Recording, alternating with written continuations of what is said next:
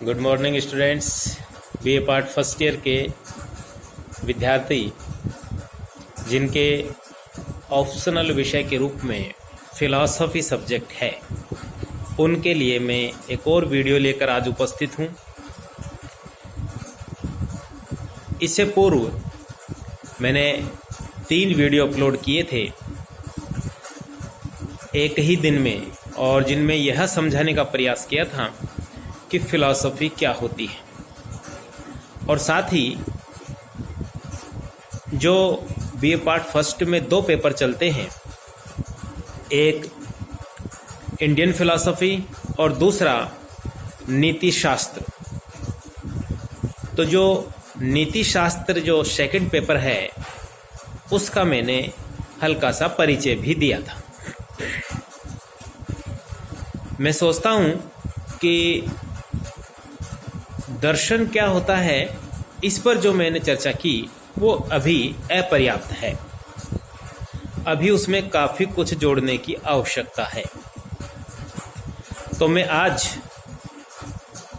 इस वीडियो में सर्वप्रथम यही प्रयास करूंगा कि पुनः, क्योंकि मैं यदि क्लासरूम में होता और हम आमने सामने रूबरू होते, तो मैं बाय नेम बाय फेस एक एक विद्यार्थी से फिलॉसफी के संदर्भ में बात करता और अच्छी तरह जान पाता कि आपके मन में फिलॉसफी को लेकर क्या बना हुआ है, क्या विचार बना हुआ है, और उसके आधार पर फिर मैं आपको दर्शन शास्त्र क्या है, दर्शन क्या है, यह समझाने का प्रयास करता। अब परंतु चूंकि अब जो वर्तमान में जो कोरोना की महामारी के कारण जो सिस्टम बना हुआ है, इस सिस्टम में मजबूरन हम एक तरफा चर्चा करने के लिए मजबूर हैं।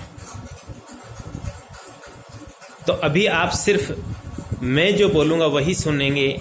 मुझे ये नहीं पता लग पाएगा कि आपके मनस में क्या चल रहा है। खैर कोई बात नहीं, मैं अपनी तरफ से पूरा प्रयास करता हूँ ये समझाने का कि फिलॉसफी किसे कहते हैं, ताकि बीए पार्ट फर्स्ट ईयर के विद्यार्थी जिनको फिलॉसफी मिली है वो इसको लेकर असमंजस की स्थिति में ना रहे। सबसे पहली बात तो मैं यहाँ पर यह कहना चाहूँगा, हो सकता है ये मेरे पिछले वीडियो के बाद फिर से रिवीजन हो रही हो, कि जो फिलॉसफी सब्जेक्ट आपको मिला है यह बहुत ही उचित निर्णय है, यानी इसमें कहीं कोई गड़बड़ नहीं है।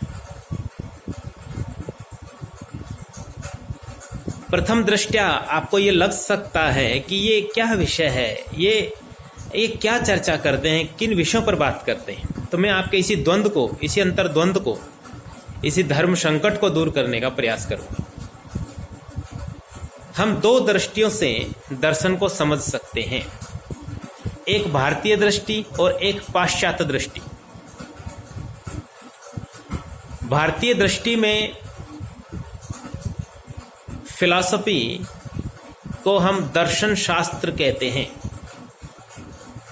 दर्शन शब्द दृश्य धातु से बना है, जिसका अर्थ होता है देखना। और पाश्चात्य दृष्टि में फिलॉसफी, फिलॉस प्लस सोफिया 2 शब्दों के मेल से बना है।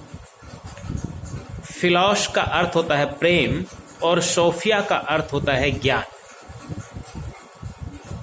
तो पाश्चात्य दृष्टि में फिलॉसफी का मतलब हुआ ज्ञान के प्रति प्रेम, विद्या के प्रति अनुराग।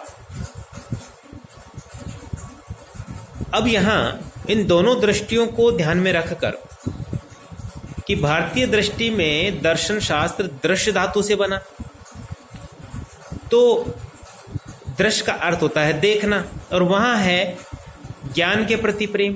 तो यहाँ प्रश्न है कि क्या देखना, और वहाँ प्रश्न है कि किसके ज्ञान के प्रति प्रेम, किस चीज का ज्ञान। बहुत ही सरलतम ढंग से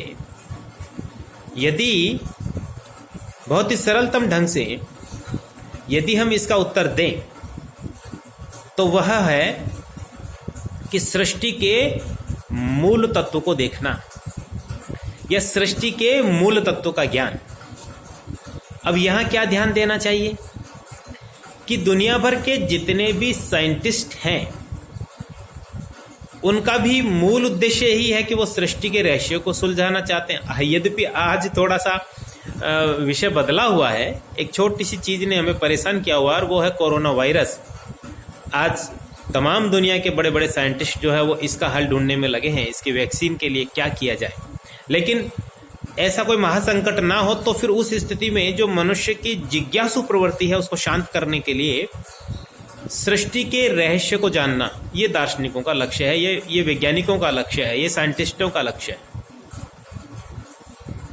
तो सृष्टि के मूल तत्व को देखना, समझना, जानना, ये दृश्य धातु का अर्थ हुआ। और वहां पर भी ज्ञान किसका? सृष्टि के मूल तत्व का, जिससे सृष्टि बनी।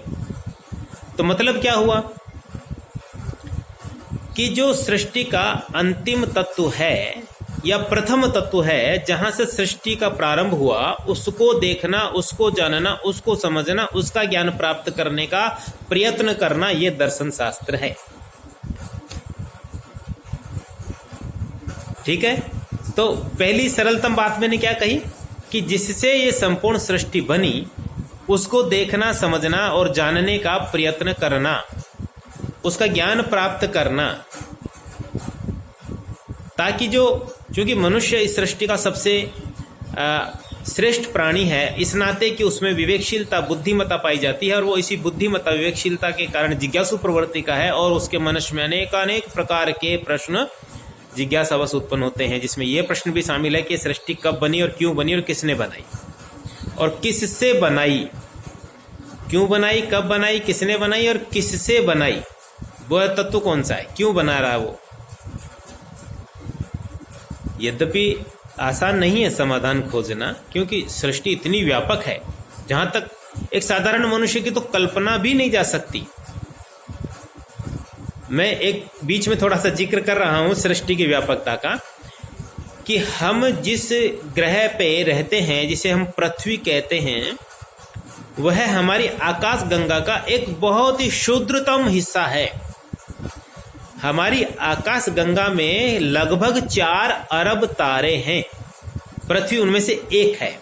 4 अरब मानी 400 करोड़, और प्रत्येक तारे, ग्रह, नक्षत्र की दूरी अरबों, खरबों, करोड़ों किलोमीटर दूर है, कई करोड़, कई अरब किलोमीटर दूर है।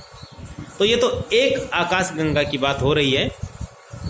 मैं इसको समझाने के लिए मैं क्लास में इस तरह की चर्चा करता हूं कि जिसे हम सूर्य कहते हैं वो हमसे लगभग 15 करोड़ किलोमीटर दूर है, और उसका ताप, उसकी गर्मी हम तक कितने तेज पहुंचती है और कितनी ज़्यादा पहुंचती है कि हम कई बार गर्मियों में विचलित हो जाते हैं। लेकिन आपको जानकर आश्चर्य होगा कि हमारी आकाश गंगा में सूर्य से हजार गुना अधिक चमकने वाले तारे हैं, सूर्य से 1000 गुना अधिक ऊर्जावान तारे हैं, लेकिन उनकी गर्मी तो क्या, उनका प्रकाश, उनकी टिमटिमाहट तक भी हम तक नहीं पहुंच पाती। तो ये हमारी आकाश गंगा, और वैज्ञानिकों का कहना है कि इस ब्रह्मांड में असंख्य आकाश गंगाएं हैं, अनंत आकाश गंगाएं हैं, और प्रत्येक आकाश गंगा में लगभग 4 अरब तारे हैं। आप कल्पना कीजिए, मैं कह रहा हूं हमारी कल्पना भी वहां तक नहीं पहुंच सकती। तो उस ब्रह्मांड के रहस्य को समझना, सुलझाना यद्यपि है बहुत बहुत बहुत कठिन, लेकिन फिर भी चूंकि मनुष्य जिज्ञासु प्रवृत्ति का है, उसके अंदर चिंतनशीलता पाई जाती है, विवेकशीलता पाई जाती है, वो निरंतर इसका उपयोग करता है। मुझे एक प्रसिद्ध साइंटिस्ट का एक कथन याद आ रहा है, आइंस्टाइन का। संभवतः उन्होंने कहा था कि मनुष्य ने अपनी बुद्धि का अभी 5 से 10% हिस्सा ही उपयोग में लिया है, यानी 90% हिस्सा भी उपयोग में आना बाकी है। तो सोचिए कि आज जितनी विकास मनुष्य ने किया है, उसने यदि अपनी बुद्धि का मात्र 10% ही काम में लिया है या 5% ही काम में लिया, और यदि 100% काम में ले लेगा तो बहुत कुछ समझ में आ सकता है। खैर, तो जब भी हमारे मन में कोई प्रश्न उत्पन्न होता है, क्यों का, ये क्यों है, ये कैसे है, ये किससे है, तो उस वक्त जब उसका समाधान खोजने का हम प्रयत्न करते हैं, उस वक्त हम दार्शनिक बन जाते हैं। तो दर्शन क्या है? दर्शन है सोचना, चिंतन करना, मनन करना। किस पर? किसी भी समस्या पर, किसी भी समस्या के समाधान के लिए सोचना, चिंतन करना, मनन करना, ये फिलॉसफी होती है, ये दर्शन होता है। और इस दृष्टि से हर व्यक्ति दार्शनिक है, क्योंकि हर व्यक्ति सोचता है, चिंतन करता है, मनन करता है। भाई हमारे जीवन में बहुत सारी समस्याएं नित्य प्रतिदिन आती है और हम उनका कोई न कोई समाधान खोजते हैं। कई बार ऐसा होता है ना, एक आया प्लान, एक आइडिया आया, तो ये आइडिया क्यों आया? क्योंकि हमने मन मस्तिष्क पर जोर डाला, उसका समाधान करने का प्रयत्न किया और एक आइडिया आया और हमने उसका समाधान खोज निकाला। लेकिन जब ब्रह्मांड को लेकर प्रश्न उत्पन्न होते हों कि ये सृष्टि किसकी है, किसने बनाई, तो जो समाधान निकल कर आएंगे वो फिलॉसफी बनेगी। तो बहुत ज्यादा नहीं बोल के मैं इतना ही बोलूंगा। तो ये है फिलॉसफी, मानी सोचना, चिंतन करना, मनन करना, किस पर? सृष्टि के मूल तत्व पर। किसने उत्पन्न किया सृष्टि को, क्यों बनाया, कब बनाया, कैसे बनाया, किससे बनाया, आदि आदि। और इसी बात को दर्शन की परिभाषा के रूप में हम कहें तो कई कई परिभाषाएं निकल कर आती है, जिसमें एक परिभाषा है सत्य की खोज ही दर्शन है। अल्टीमेट रियलिटी, अंतिम सत्य जो है उसको खोजना ही दर्शन है, ऐसा कह सकते हैं। भारतीय दार्शनिकों में दत्तात्रेय चटर्जी की जो पुस्तक है उसमें कहा कि तत्व का युक्तिपूर्वक चिंतन करने का प्रयत्न ही दर्शन है। तत्व का युक्तिपूर्वक, अब तत्व का मतलब क्या है? वही तत्व, सृष्टि का मूल तत्व जिससे सृष्टि बनी, उसका युक्तिपूर्वक चिंतन करने का प्रयत्न ही दर्शन। अब प्रयत्न की बात हो रही है, यहां पर प्रयत्न ही करता है दार्शनिक। तो सत्य की खोज कह दीजिए या सृष्टि के मूल तत्व का चिंतन कह दीजिए, तत्व का युक्तिपूर्वक चिंतन करने का प्रयत्न कह दीजिए, सब कुछ दर्शन की परिभाषा में आता है। कुछ दार्शनिकों ने अलग तरह से दर्शन को समझाने का प्रयास किया कि दर्शन विश्वास से उत्पन्न होता है, कुछ ने कहा दर्शन आश्चर्य से उत्पन्न होता है। तो मैं तो आश्चर्य ज्यादा महत्वपूर्ण मानता हूं, क्योंकि मैंने कई बार एक उदाहरण दिया कि आप किसी बड़े शहर के एक 15-20 मंजिला मकान की किसी खिड़की में बैठे हुए हैं और आप नीचे की ओर देख रहे हैं और पब्लिक को इधर से उधर दौड़ लगाते हुए, वाहन, पैदल, साइकिल, रिक्शा और ये वो, तो आपके मन में प्रश्न उठ सकता है कि आखिर ये सारे लोग जा कहाँ रहे हैं, आखिर ये भागदौड़ कर क्यों रहे हैं? और जब आप अपनी छत पे सो रहे हो, कभी रात्रि के समय और खुला आसमान हो और चमकीले तारे दिख रहे हो, तो आपके मन में फिर ये प्रश्न उत्पन्न हो सकता है आखिर ये तारे हैं क्या?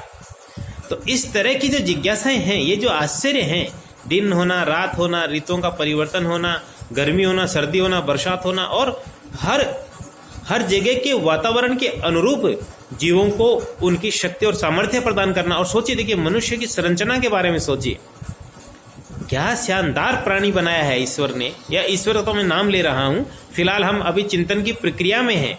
तो जिसने भी बनाया मनुष्य को, क्या शानदार बनाया। 2 आंखें देखने के लिए कई प्रकार के दृश्य देख सकती है, एक नाक गंध ग्रहण करने के लिए कई प्रकार की गंध ग्रहण कर सकती है, एक कान जो सुनने का काम करते हैं कि ये भी मांस हड्डी है, ये भी मांस हड्डी, ये भी मांस हड्डी, ये भी मांस और हड्डी है, लेकिन इसका काम सूंघना, इसका काम सुनना, इसका काम देखना। कितनी विचित्र बात है। और एक जो मुंह है बोलना, और इसके अंदर जो जिह्वा है वो स्वाद ग्रहण करना। यानी रक्त, मांस, मज्जा और हड्डियों से बना यह शरीर कितने प्रकार के काम कर सकता है। तो क्या विचित्र संरचना है मनुष्य की, कैसे बनी, क्यों बनी, किसने बनाई।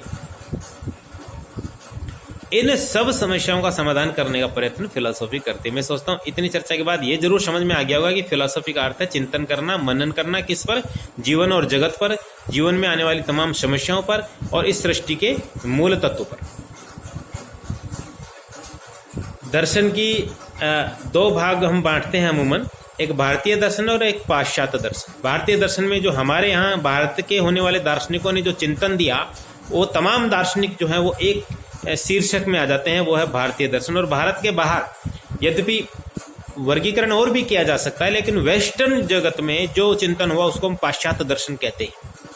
सेकेंड ईयर में जब आप आएंगे तो आपको पाश्चात्य दर्शन पढ़ने को मिलेगा, फर्स्ट ईयर में इंडियन फिलॉसफी। लेकिन अब हम ये भारतीय और पाश्चात्य का वर्गीकरण छोड़ के संपूर्ण दर्शन की बात करें, तो संपूर्ण दर्शन यानी फिलॉसफी, चाहे वो पाश्चात्य जगत की हो, चाहे वो भारतीय दर्शन जगत की हो, इस दर्शन को हम 3 भागों में मुख्य रूप से बांटते हैं। मैंने मुख्य शब्द जोड़ा, पहला तत्व मीमांसा, दूसरा ज्ञान मीमांसा, तीसरा नीति मीमांसा।